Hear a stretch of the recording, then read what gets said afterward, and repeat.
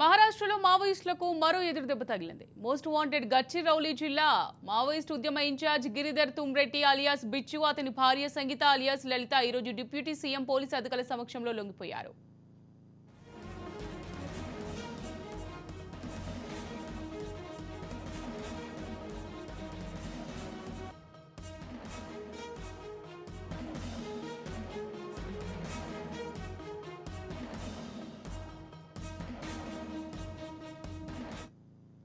Maharashtra deputy CM Devendra Fadnavis సమక్షంలో లొంగిపోయారు. బిచ్చు లొంగుబాటుతో గడ్చిరౌలి జిల్లాతో పాటు మధ్య భారత్లోని మావోయిస్ట్ ఉద్యమానికి కోలుకోలేని ఎదురుదెబ్బ తగిలినట్టయిందని పోలీసులు భావిస్తున్నారు.